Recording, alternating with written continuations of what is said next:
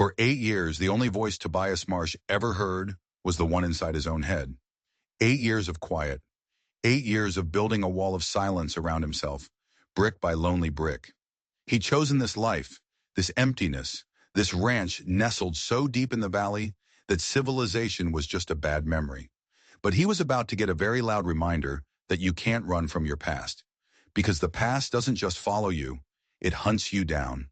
The sky had been spitting rain all afternoon, but now it was personal. Thunder cracked open the heavens, shaking the very bones of his little house. Tobias was standing at the window, just watching the storm roll in, when he saw them. 3 figures, walking out of the gray curtain of rain. They weren't scrambling or running for cover. They were walking with a purpose, straight toward his front porch. His blood went cold. He hadn't seen another living soul in almost half a year. People didn't just find this place. It was a 50-mile trek from the nearest town, through terrain that would chew up and spit out anyone who wasn't prepared. These weren't lost hikers. These were hunters, and he was the prey. The woman in the lead reached his porch. Even through the distorted, rain-slick glass, he could see she moved with a chilling confidence. Her knock wasn't frantic. It wasn't a plea for help. It was 3 sharp, deliberate raps on the wood, a summons, an announcement that his 8 years of peace were officially over. His hand shook as he reached for the old brass doorknob. He told himself it was the cold seeping through the walls, but he knew better. This was fear, pure, uncut, ice in your veins fear. He pulled the door open. The wind howled, trying to rip it from his grasp.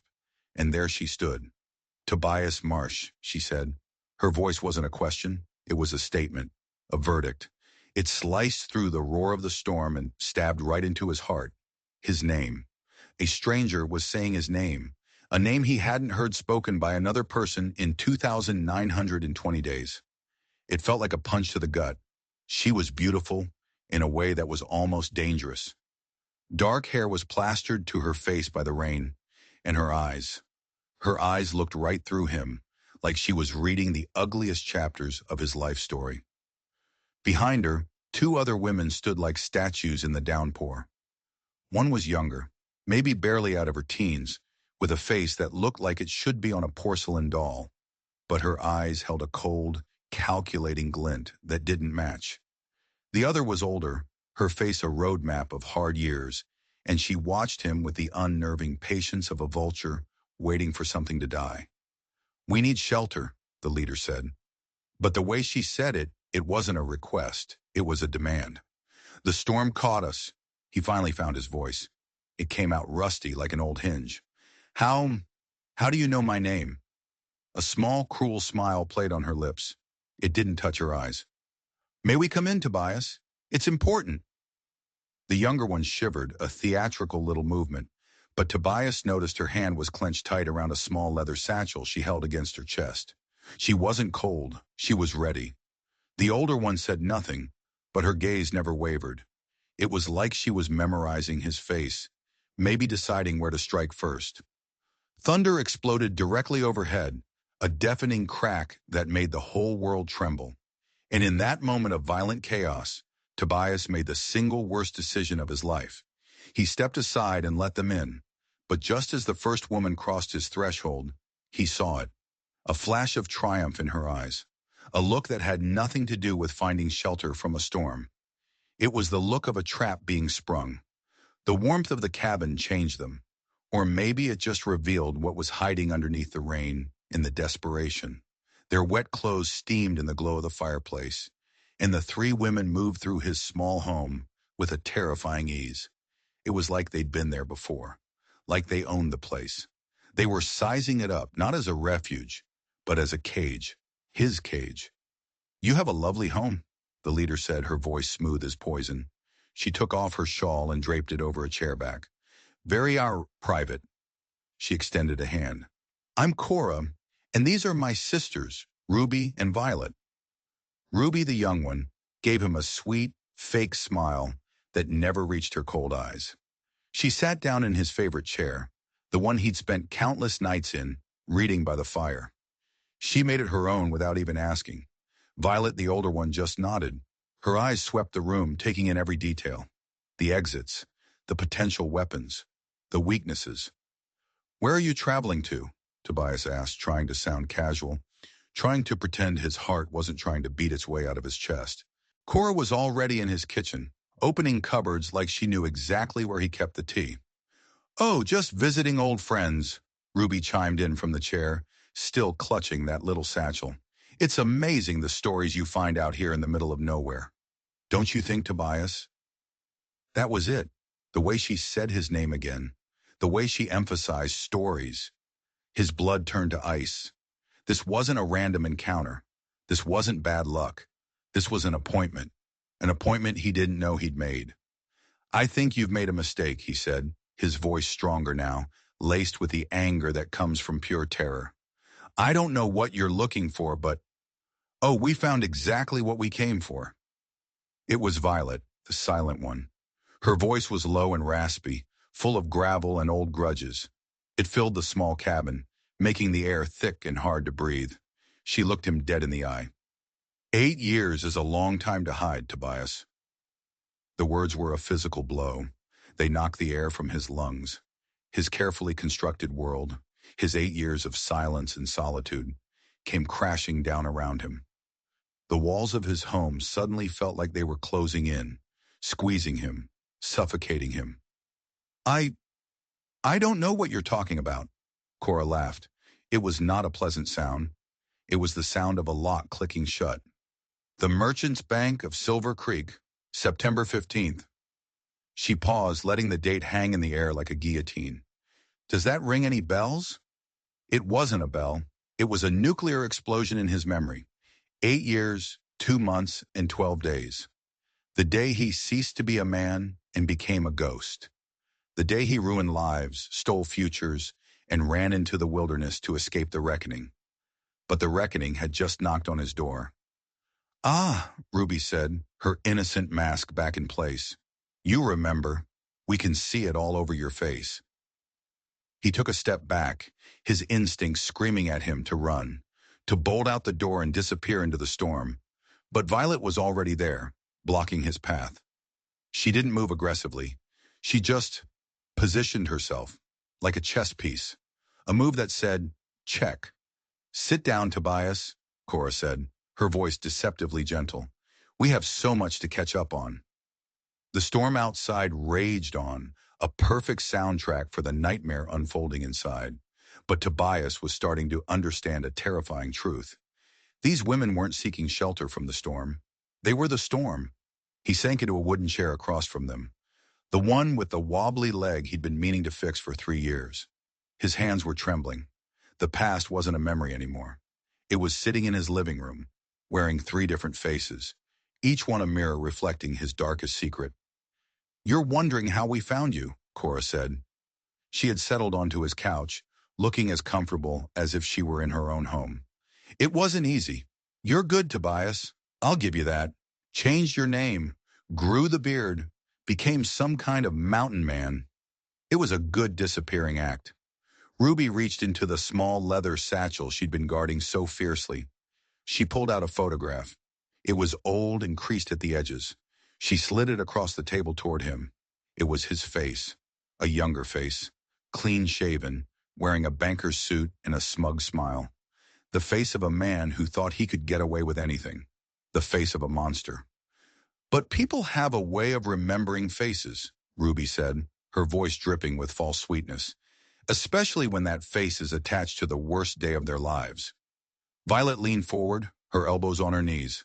Her stare was so intense it felt like it was burning his skin. 3 families, Tobias. You destroyed 3 families with what you did. You probably told yourself it was just numbers on a page, just digits moving from one account to another. But it wasn't. He didn't want to hear it. He had spent 8 years actively not hearing it. He had filled the silence with the sound of the wind and the birds, anything to drown out the whispers of the ghosts he'd created. But now the ghosts were screaming. Mrs. Henderson, Cora began, ticking off the names like a prosecutor listing charges. She lost her family farm, the one her husband worked himself into an early grave to build. She died 2 years ago, working at a laundry, with her hands raw and bleeding. The Morrison family, Ruby added, her voice losing its sweetness and gaining a sharp, vicious edge. 4 little kids. 4. They lived in a canvas tent for 2 winters after you took everything. The youngest one, she didn't make it through the second winter. A fever. She let that hang in the air, a tiny coffin of a sentence. Bile rose in his throat. I I didn't know. You didn't want to know, Violet snarled, her composure finally breaking. You took their lives and ran away to your cozy little cabin to forget. It's easy to forget when you're warm and fed. And the third family, Cora said, her voice dropping to a near whisper, a whisper that was more terrifying than any shout. The third family was ours. The confession landed in the center of the room like a lit stick of dynamite. This wasn't random. This wasn't about bringing a criminal to justice for the good of society. This was personal. This was vengeance. Our father, Ruby said, and for the first time a real, raw emotion broke through her carefully constructed mask. It was pure, distilled hatred. He trusted you. He called you a friend. He gave you every penny we had to invest. And you stole it, Violet finished, her voice flat and brutal. He killed himself 3 months later. Couldn't live with the shame. He put a shotgun in his mouth because he couldn't stand to look his daughters in the eye and tell them he'd been tricked by a coward in a cheap suit. The storm outside seemed to die down, as if the world itself was holding its breath. What could he say? What apology could possibly cover the cost of a life? What words could fill a hole that deep? What do you want? He finally managed to ask, his voice a dry rasp. Cora's cruel smile returned. Oh, Tobias, she said, her eyes glinting in the firelight. We want justice, but our kind of justice doesn't happen in a courtroom. But then she said something that made no sense. We're here because our father sent us. Tobias froze. His mind reeled, trying to process the words. Sent you? But you just said he was dead. Cora's smile widened. Did we? I believe we said he killed himself. We never said he was dead. And that's when Tobias realized the floor had just dropped out from under him. The story he thought he was in. It wasn't the real story at all. This was something else entirely. Something much, much worse. What? Tobias stammered, his brain short-circuiting. You said the shame, the shotgun. Details, Ruby chirped, waving a dismissive hand. The point is, our father Silas is very much alive, and he's very disappointed in you, Tobias. He considered you a partner. Partner? The word hung in the air, thick and poisonous. He looked from Cora's smug face to Violet's stony expression. This was a lie. It had to be a lie. A sick, twisted game to break him. You're lying, he breathed. Silas was a victim, like all the others. He lost everything. Cora let out a short, sharp laugh. Oh, you poor stupid man. Silas didn't lose a thing. How could he? It was his plan from the start. And there it was, twist number 2 in a night that was quickly spiraling into a vortex of insanity. Silas wasn't a victim. Silas was the architect. He planned the whole thing, Cora explained, leaning back as if she were telling a fairy tale. He found the weak link at the bank. That was you, by the way, the ambitious clerk with a gambling problem and a chip on his shoulder. He fed you a story about a can't-miss investment, let you skim a little for yourself, and got you to forge the transfer documents. The memories came rushing back, but now they were reframed, cast in a horrifying new light. The late-night meetings with Silas, the assurances, the way Silas had perfectly coached him on how to cover his tracks. He hadn't been a criminal mastermind. He had been a puppet. When the whole thing came crashing down, Cora continued, the plan was simple. You were supposed to take the fall, a public scapegoat.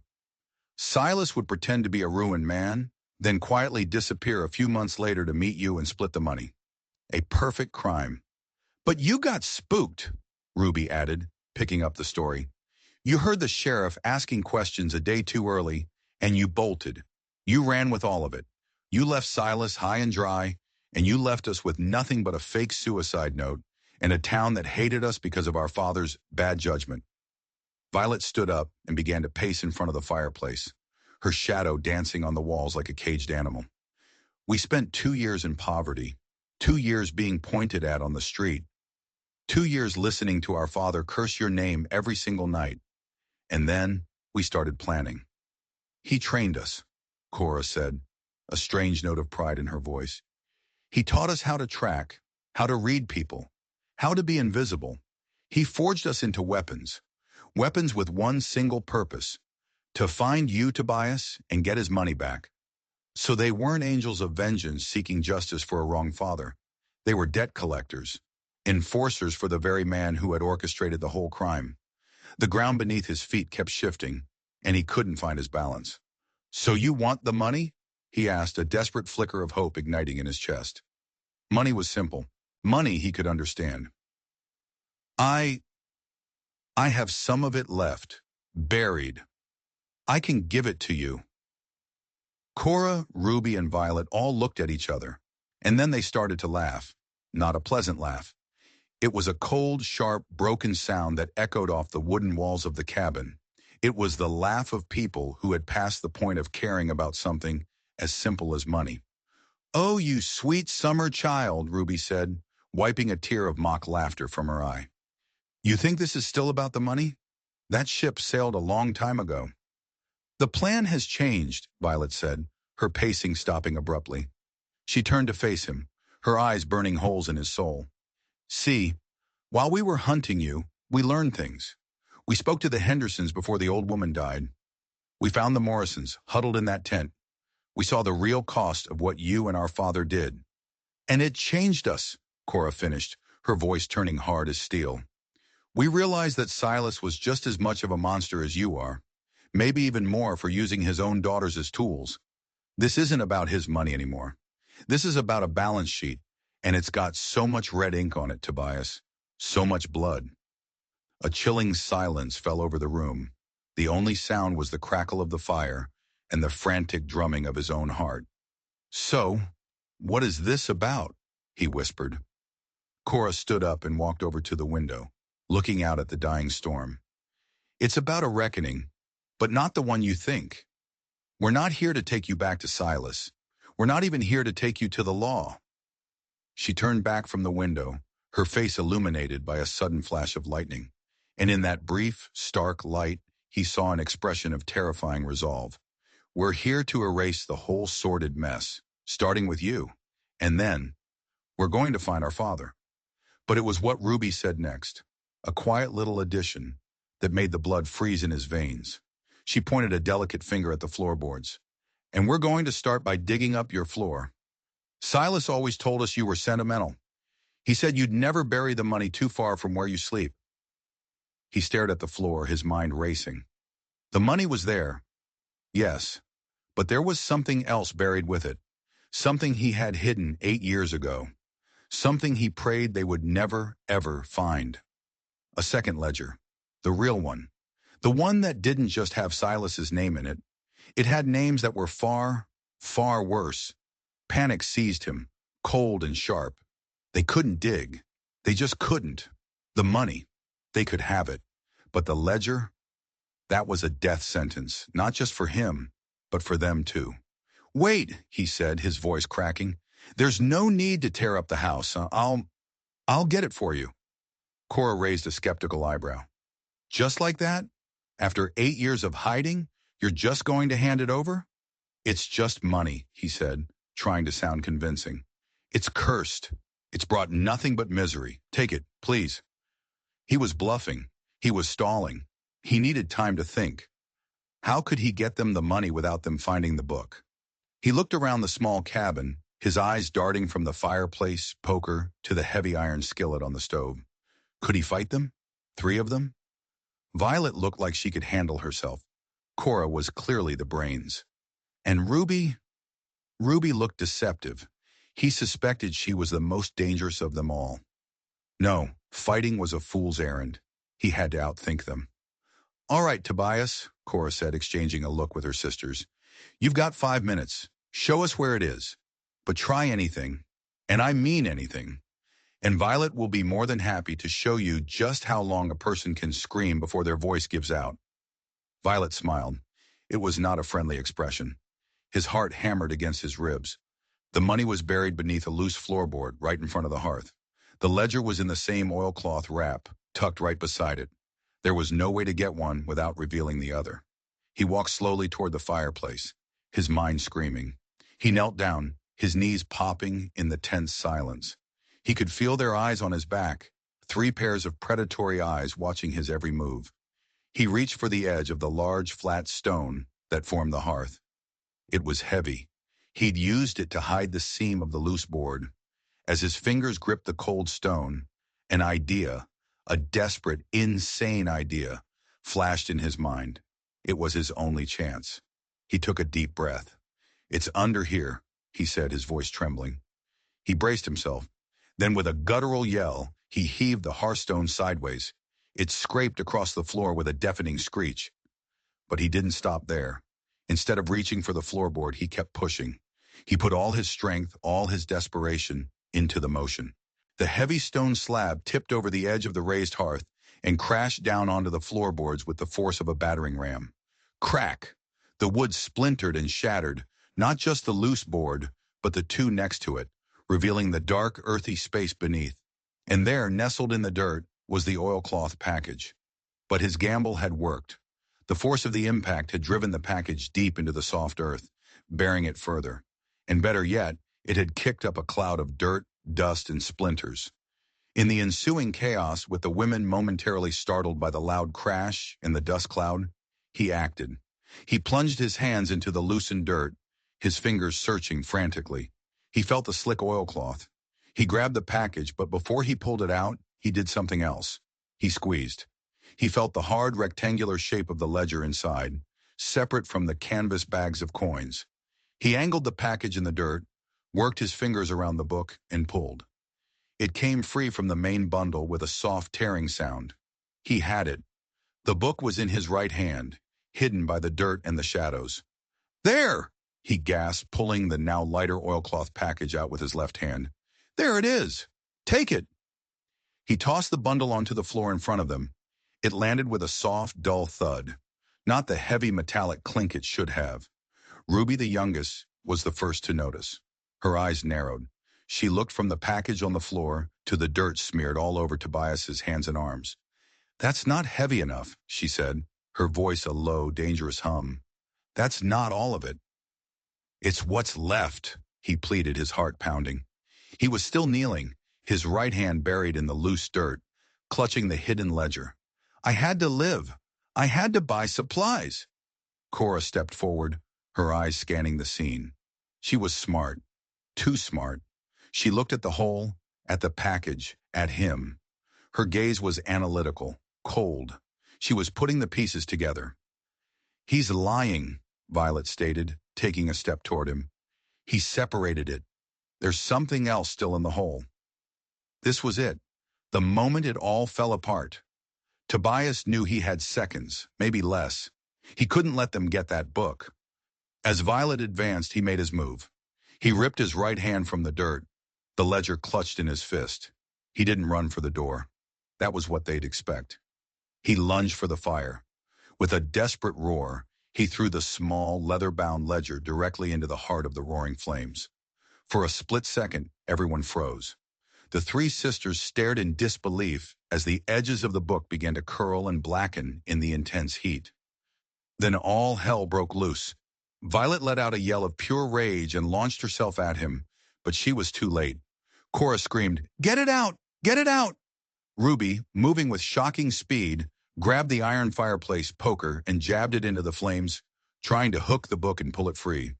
Tobias scrambled backward, crab walking away from the fireplace as Violet's hands clawed at the air where his head had been. The room was filled with shouting, the smell of burning leather, and the frantic clanging of the poker against the grate. Ruby managed to catch the edge of the smoldering book and flick it out onto the stone hearth. It was blackened and smoking, the cover warped from the heat, but it wasn't completely destroyed. Cora stamped on it with her boot to extinguish the last of the flames, her face a mask of fury. "What was that?" she shrieked, her voice shaking with a rage that was terrifying to behold. "What was in that book that was worth more than your life?" Tobias was on his feet now, backed into a corner, his chest heaving. "You don't understand," he panted. "You think you're hunting a ghost. You think this is about one crooked banker and one bad man. You have no idea what you've stumbled into." Violet advanced on him slowly, murder in her eyes. "Start talking. Now."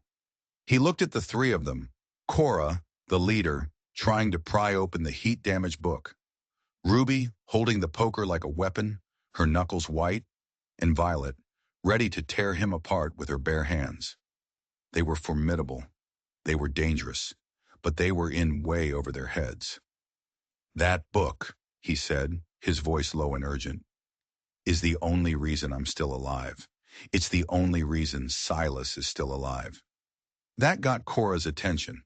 She looked up from the ruined ledger, her eyes narrowed. "What are you talking about?"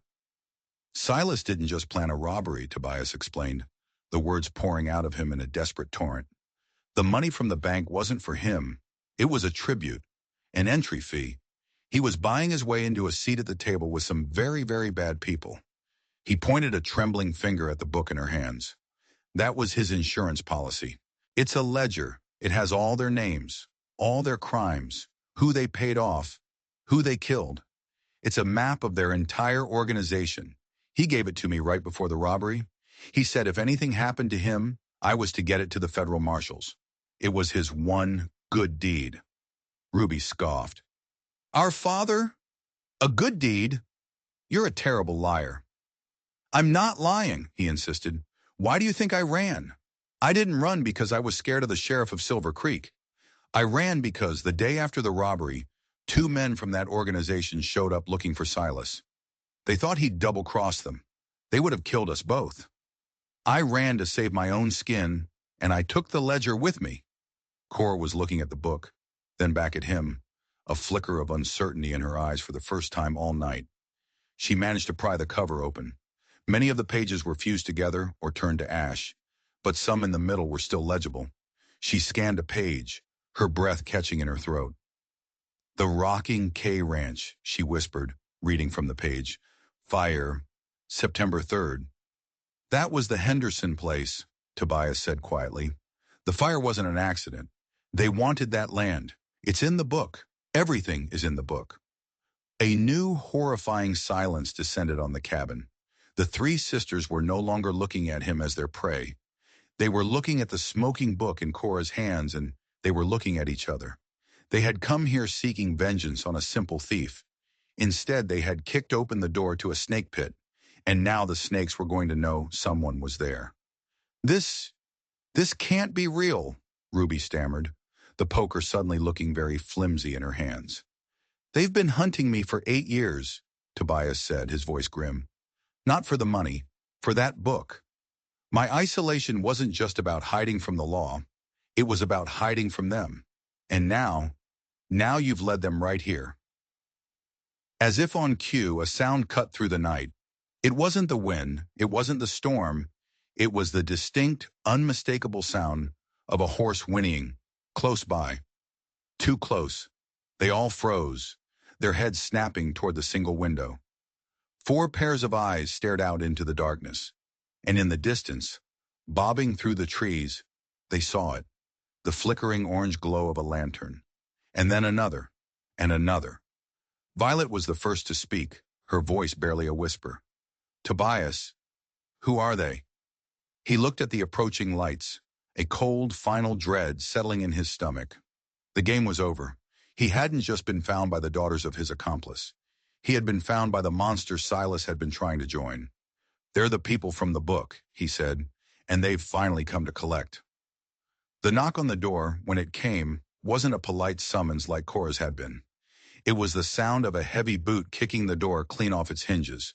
The door exploded inward, splintering off its frame and crashing to the floor. Standing in the gaping doorway were 3 men, silhouetted against the dark, rainy night. They were not friendly travelers. They were large, hard-faced men wrapped in oilskin dusters, each holding a shotgun leveled at the room. The man in the center, a mountain of a man with a thick, graying beard and eyes like chips of ice, stepped inside. He scanned the scene with a cold, professional gaze. The 3 women, the man in the corner, the smoking book on the floor. His eyes lingered on the book. Evening, Miller, the big man rumbled, using the name Tobias had lived under for 8 years. Or should I say Marsh? Been a long time. Tobias's heart felt like it was going to explode. This was him.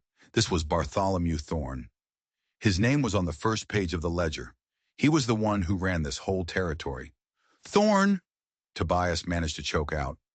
Thorne's icy gaze shifted to the three women. Looks like you're having a party.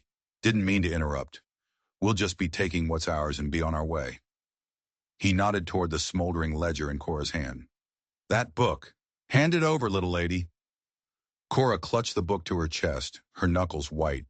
She looked from Thorne to Tobias, her mind obviously racing, trying to recalibrate this entire nightmare. I don't know what you're talking about, she said, her voice surprisingly steady. Thorne chuckled, a low, gravelly sound. Don't play coy. That book belongs to me. Silas was supposed to deliver it, along with a payment. He failed on both counts. We've been looking for it, and for our money for a very long time. Now I'm not going to ask again. He raised the shotgun slightly. The two men behind him did the same, the clicks of the hammers being pulled back echoing in the small cabin. This was a standoff, but it was a hopelessly one-sided one. 3 armed, ruthless killers against 3 women and a man who hadn't held a gun in nearly a decade. But Tobias knew something they didn't. He knew Thorne. He knew what was in that book. And he knew Thorne couldn't afford any witnesses. He wasn't just going to take the book and leave. He was going to burn this cabin to the ground with all of them inside. They were all dead already. And when you're already dead, you can afford to take chances.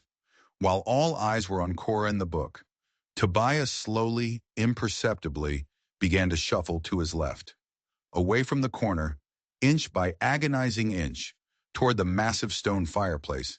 The money's gone, Tobias said, his voice loud, trying to draw their attention. Spent it. 8 years is a long time, Thorne. Thorne's eyes snapped to him. That was a mistake, Marsh, a costly one.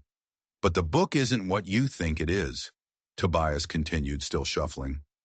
He was almost there, just a few more feet. It's a copy.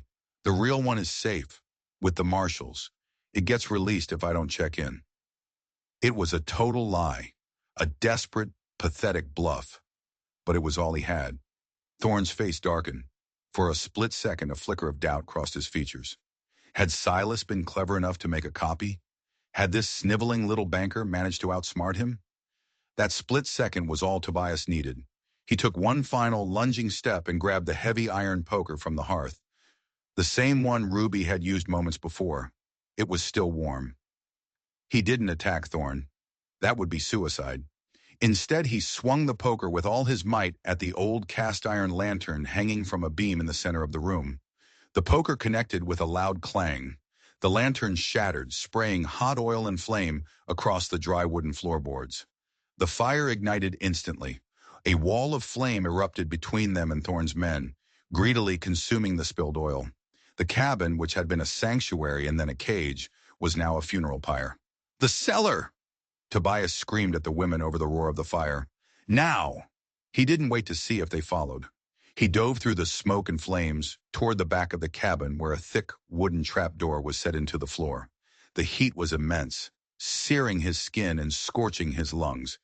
He fumbled with the iron ring, his hands shaking, and wrenched the door open. A wave of cool, musty air washed over his face. He tumbled down the rough-hewn ladder into the darkness below, landing hard on the packed earth floor. He looked up, coughing, his eyes streaming. Through the thick black smoke, he saw them. Cora, Ruby, and Violet, their faces illuminated by the inferno, hesitated for a moment. Then, one by one, they jumped down into the darkness with him, Cora still clutching the scorched ledger. Violet slammed the heavy trapdoor shut just as the floor above them began to groan under the intense heat. They were plunged into absolute blackness, the only sounds the muffled roar of the fire above and their own ragged, desperate breaths. They were alive, but they were trapped in a dirt hole under a burning house with 3 murderers waiting for them outside. The fire was a temporary reprieve, a wall of smoke and flame, but it would die down, and Thorne and his men would still be there, waiting, waiting to see what crawled out of the ashes. And that's when Ruby started to cough. It wasn't a normal cough from the smoke. It was a deep, wet, racking cough. In the suffocating darkness, they heard a small metallic object fall and clatter on the dirt floor. "Ruby," Cora whispered, her voice tight with panic. "What was that?" "My medicine," Ruby gasped between coughs. I dropped my medicine." Tobias's blood ran cold. He fumbled in his pocket for the small tin of matches he always carried. His fingers were clumsy, shaking. He finally managed to strike one. In the small, flickering light, he saw Ruby, pale and shaking, her hand clutching her chest. But that wasn't what made his heart stop. It was what he saw on Violet's side, a dark, spreading stain on her dress, just below her ribs. And he saw the handle of the knife. One of Thorne's men must have thrown it in the chaos, just before they jumped. A lucky, desperate shot in the smoke. Violet looked down at the handle protruding from her own body, her face a mask of shocked disbelief. Then she looked up at Tobias, her eyes wide with a terrifying silent question. The match went out, plunging them back into darkness. They had escaped the fire, only to find themselves in a tomb with the dead and the dying. "Light another one," Cora's voice commanded out of the blackness, sharp and strained, but holding onto control by a thread. Tobias's hands trembled as he struck a second match. The tiny flame pushed back the oppressive dark. Violet was slumped against the damp earth wall, her face pale as bone, her breathing shallow. The knife was still embedded in her side. Ruby was still coughing, a desperate, breathless sound that echoed horribly in the small space. "We have to get the knife out," Tobias said, his voice sounding hollow, "and stop the bleeding." "If you pull it out, she'll bleed faster," Cora shot back, her medical knowledge surprising. She was already tearing strips from the hem of her dress. "We need to put pressure on it. Leave the blade in to plug the hole for now." She knelt beside her sister, her movements deft and practiced. She was holding it together. But Ruby's coughing was getting worse. "My satchel," Ruby rasped, pointing a shaky finger. "It's up there. The medicine." They all looked up at the trap door. The wood was already glowing a faint, ominous red, and smoke was pouring through the cracks. The roar of the fire was deafening. Going back up was suicide. "There's another way out," Tobias said, the words tumbling out. "A tunnel. I dug it myself. For emergencies." He'd never imagined an emergency like this. He pointed to the far wall of the cellar. "It leads out into the ravine behind the house." Hope, fragile and fleeting, flickered in the tiny space. "Help me with her," Cora said, nodding at Violet. Together, he and Cora managed to get Violet to her feet. She groaned, a low pain sound, but she didn't cry out. She was tough, a fighter. Tobias supported most of her weight as they half-carried, half-dragged her toward the back wall. Ruby stumbled after them, leaning against the wall for support, her coughing fits leaving her weak and trembling. Tobias found the section of the wall he was looking for, a stack of old crates and barrels. "It's behind these." They worked frantically, their movements clumsy in the flickering matchlight. They pulled the crates aside, revealing a small, dark opening, barely big enough for a man to crawl through. A foul, stagnant smell wafted out. "Ruby, you go first," Cora ordered. Ruby nodded, her face slick with sweat, and crawled into the narrow opening. Tobias and Cora maneuvered the injured Violet next. It was an agonizingly slow process. Violet had to crawl on her hands and knees, trying not to jostle the knife in her side. Every movement was clearly agony. Finally, she was through. "Your turn," Cora said to Tobias, holding the charred ledger out to him. "Take this. You know what it is. You know who to get it to if we don't make it." He looked at her, then at the book. This woman, who had come to his house to destroy him, was now entrusting him with the one thing that could save them all. The world had turned completely upside down. He took the book and stuffed it inside his shirt. "Go," he urged her. "I'm right behind you." She gave him one last, long look, her eyes unreadable in the dying light of the match. Then she disappeared into the tunnel. Tobias was about to follow when he heard a new sound from above. A loud, splintering crash. The fire had eaten through the main floor. He could hear Thorne's voice shouting orders, muffled by the flames. They knew about the cellar. They were coming. He scrambled into the tunnel, pulling the crates back into place behind him as best he could. It wouldn't fool them for long, but it might buy them a few precious minutes. The tunnel was claustrophobic, dark, and damp. It smelled of wet earth and worms. He crawled on his hands and knees, the scorched book digging into his ribs. Ahead, he could hear the labored breathing and coughing of the sisters. The crawl seemed to last an eternity. Every scrape of his knees on the rough ground, every gasp for air, felt amplified in the tight space. Finally, he saw it, a faint patch of gray ahead, the exit. He emerged from the tunnel into the cool, rain-soaked air of the ravine, gasping like a drowning man. The house was above them, a roaring inferno against the black sky, sending showers of sparks into the night. Cora was there, trying to make Violet comfortable. Ruby was a few feet away, leaning against a tree, having another violent coughing fit. They were out. They were free, but they weren't safe. "They'll circle the house," Tobias panted, his eyes scanning the tree line. "They'll find the tunnel exit. We have to move, now." Cora looked at Violet, whose eyes were now closed, her face dangerously pale. Then she looked at Ruby, who could barely stand. "We can't," she said, her voice filled with despair. "They can't go on." He knew she was right. They were trapped. They had escaped the fire only to be cornered in the dark woods, with a pack of wolves closing in. And then he remembered something. Something that might be their only chance. A long shot. A crazy, desperate gamble. "The old trapper's cabin," he said. "It's about a mile north of here. It's abandoned, hidden. If we can get there, we can hide, rest." "A mile," Cora said, looking at her sisters. "Tobias, look at them. They won't make it 100 yards. "They have to," he insisted.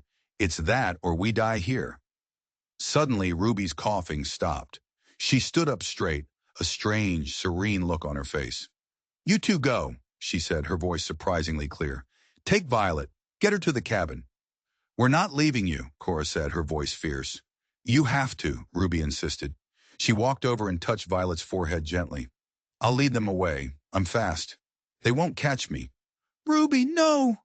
"It's my fault we're in this mess," Ruby said, her eyes meeting Cora's. There was a world of unspoken history in that gaze. "My lungs. I'm a liability, but I can still run. Let me buy you time." Before Cora could argue, Ruby did something extraordinary. She took a deep breath and let out a loud, sharp whistle. Then she deliberately snapped a large branch on the ground, the sound echoing through the quiet ravine. She was drawing them, on purpose. "Go!" she hissed, and without another word, she turned and sprinted off into the darkness, deeper into the woods, away from the direction of the cabin. They heard Thorne's men shout from up near the burning house. "Over there! I heard something!" The sounds of pursuit, crashing through underbrush, men shouting, faded off in the direction Ruby had run. She had done it. She had bought them time. Tears streamed down Cora's face, but she didn't make a sound. She wiped them away with a furious gesture. "We can't let her sacrifice be for nothing," she said, her voice thick with grief and determination. "Help me get Violet up." They were moving again, a grim, two-person procession through the dark, wet woods, carrying the wounded, haunted by the ghost of the one they'd left behind. Every rustle of leaves, every snap of a twig, sounded like Thorne's men returning. The mile to the trapper's cabin felt like 100. They finally stumbled into a small clearing. There it was, a small, dilapidated cabin, barely standing, covered in moss. It was their only hope. They got Violet inside and laid her gently on the dusty floor. Tobias used his last match to light a nub of an old candle he found on a shelf. The cabin was tiny, one room, with a broken-down cot and a small stone fireplace. Cora was already tending to Violet, her face a grim mask of concentration. Tobias turned to block the doorway with a heavy, rotting table. As he wrestled with it, his shirt snagged on a nail, and the scorched ledger fell to the floor. It fell open. Not to a page of names or crimes. It fell open to the very last page. A page that wasn't filled with neat columns and figures. It was filled with a frantic, messy scrawl. It was a letter, and it started with two words that made his blood run cold. "My dearest Ruby, This wasn't just a ledger of Silas's crimes. It was a journal. And he had just sent the person it was written to on a suicide run through the woods. Cora, her hands covered in her sister's blood, looked up at the sound of his sharp intake of breath. "What is it?" she asked, her voice tight with exhaustion and fear. "This book," Tobias whispered, picking it up from the dusty floor. "It's not just a ledger, it's a journal." Silas was writing to Ruby. He knelt in the flickering candlelight, his eyes scanning the frantic handwriting. The story that unfolded on the page was 100 times more twisted than he could have ever imagined. Silas wasn't just a con man, he was a man on the run himself. The organization Thorne worked for wasn't one he was trying to join. It was one he had escaped from. He had been their bookkeeper. The money he'd orchestrated the theft of wasn't an entry fee. It was a nest egg he needed to disappear forever. He had planned to take the girls with him, to start a new life. But the most devastating part was the reason why. "Tell her," Tobias read aloud, his voice trembling. "Tell Ruby I'm sorry. I never told her the truth about her parents. They weren't simple farmers who died of a fever. They were good people who stood up to Thorne, and he made an example of them. I was there. I saw it. I was a coward and did nothing. I took her in to atone for my sin, but I was too afraid to tell her she was an orphan because of the very people I worked for." Cora stared at him, her face ashen. "So Ruby, her whole life, Thorne is the one who—" "Yes," Tobias said grimly, "and Silas knew Thorne would never stop hunting him. He writes here that he knew they would use the girls to get to him. That's why he faked his death and sent them after me. He was trying to protect them. He thought if they had a different target, a different obsession, Thorne's gaze would pass over them. It was a monstrous, convoluted plan born of desperation and cowardice. Silas had sacrificed Tobias to save his adopted daughters from a truth he was too scared to tell them. And in doing so, he had sent them on a collision course with the very man who had destroyed their lives. "And her lungs," Cora whispered, her eyes wide with horrified understanding. "The house fire. When she was a baby, Silas told us she was always sick because she was born premature. But it was the smoke from the fire that killed her parents." The pieces clicked into place with sickening finality. Ruby's chronic cough, her need for medicine, it was a lifelong scar from the day Thorne murdered her family. And now she was out there, alone in the woods, leading that same monster away from them, her weak lungs burning with every step.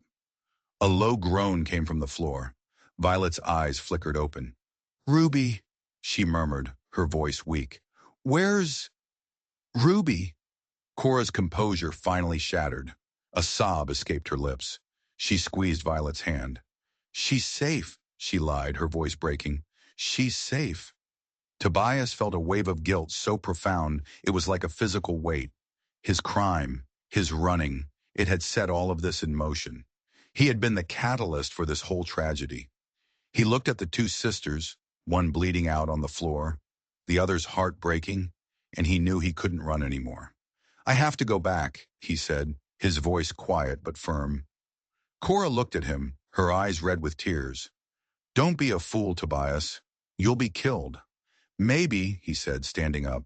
He tucked the journal securely back into his shirt. "But your sister is out there buying us time with her life. I can't let that be for nothing. And I can't let him win." He looked around the tiny, dilapidated cabin. He had nothing. No gun, no real weapon. But he had 8 years of experience in these woods. He knew the terrain. He knew how to move without making a sound. He had spent 8 years becoming a ghost. Tonight, he would see if he could learn how to be a hunter. "Barricade the door after I leave," he told Cora. "Don't open it for anyone but me. I'll lead them away from here. I'll lead them on a chase they won't come back from." He didn't know if it was a promise he could keep. It was almost certainly a suicide mission. But as he slipped out of the cabin and back into the cold, dark woods, he felt something he hadn't felt in a very long time. It wasn't fear. It wasn't guilt. It was purpose. He moved silently through the trees, his senses on high alert. He could hear them in the distance. Shouts. The crack of a gunshot. They were still hunting Ruby. He had to get to her. He had to change their target from her to him. He began to run, not away from the sounds, but toward them, toward the shouts, toward the guns. For the first time in 8 years, Tobias Marsh wasn't running from his past. He was running toward a reckoning. But as he got closer, he heard a man scream, cut short abruptly. Then another. The sounds of a struggle. And then silence. A heavy, unnatural silence. The hunters had gone quiet. Something was wrong. Terribly wrong.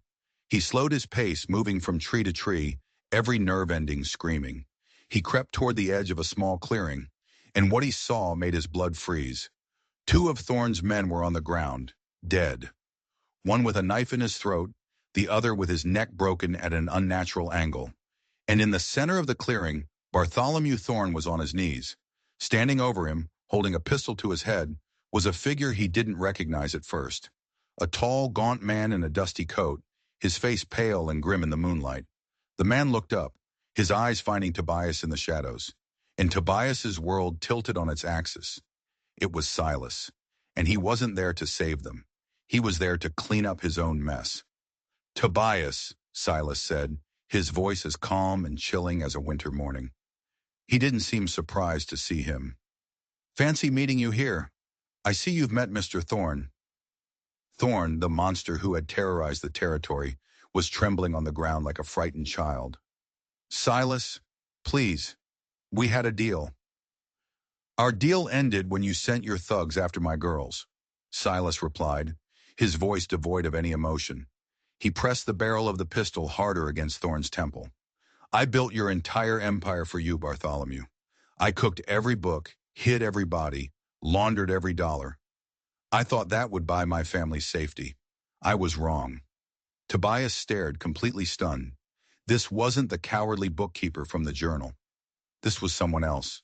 Someone harder, colder, more dangerous than Thorne had ever been. "Where's Ruby?" Tobias demanded, his voice barely a whisper. Silas gave a thin, sad smile. "She's safe. I found her down by the creek. She put up a good fight, that one. Always did." He nodded his head toward the trees. "She's hiding. I told her to wait for my signal." Relief washed over Tobias, so potent it almost buckled his knees. Ruby was alive.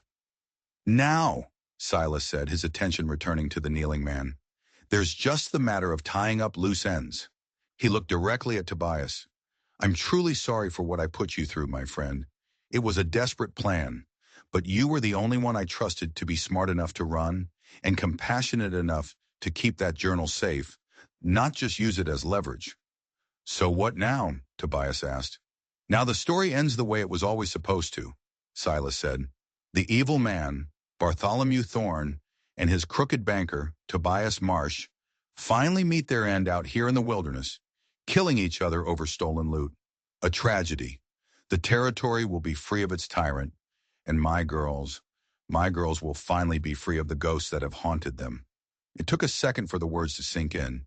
And his crooked banker, Tobias Marsh, finally meet their end. Silas wasn't just going to kill Thorne. He was going to kill Tobias too, to erase the story completely. No witnesses, no survivors.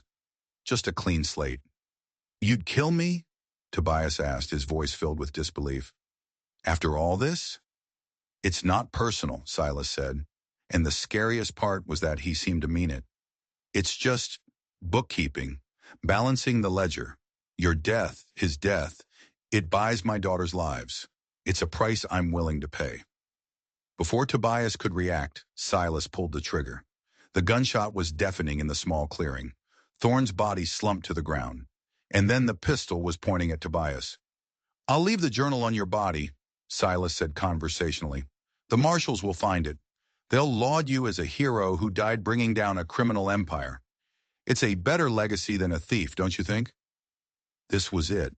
After everything, the chase, the fire, the fight for survival, it was all going to end here, at the hands of the man who started it all. But as Silas's finger tightened on the trigger, a voice cried out from the darkness. "Father, no!" Ruby stumbled into the clearing. Her face was tear-streaked, her dress torn, but her eyes were blazing with a fire Tobias had never seen before. Silas faltered, his aim wavering for just a fraction of a second. Ruby, go back! I told you to wait! I won't let you do this, she cried, stepping between Silas and Tobias. I heard everything. He saved us. He saved me. He saved Violet. He's not a loose end. He's one of us. Ruby, you don't understand. I understand perfectly, she shot back, her voice ringing with newfound strength. You lied to me my whole life. You used us. You used him. The lies stop tonight. No more running. No more killing. It's over. Silas looked at his daughter standing defiant, protecting the man he was about to kill. He looked at Tobias. He looked at the bodies on the ground, and something inside him seemed to break. The cold, calculating mass crumbled, and all that was left was a tired, broken old man. He slowly lowered the gun. It was in that moment of silence, that moment of decision, that a fourth man, one of Thorne's men Tobias hadn't seen, who must have been circling around, burst from the trees leveling a rifle. He wasn't aiming at Silas or Ruby. He was aiming at Tobias. Everything happened in a flash. The man yelling, the rifle firing, Ruby screaming. Tobias braced for the impact, for the searing pain, but it never came. Silas had moved. With a speed that seemed impossible for a man his age, he had thrown himself in front of Tobias. The rifle bullet hit Silas square in the chest. He staggered back, a look of profound surprise on his face before collapsing to the ground. Ruby's scream echoed through the trees as the last of Thorne's men, seeing his boss and partners dead, turned and fled into the night. Tobias and Ruby rushed to Silas's side. He was dying. There was too much blood. He reached up a trembling hand and touched Ruby's face. I'm sorry, he wheezed. I was so afraid. Don't talk, Ruby sobbed, clutching his hand. Save your strength.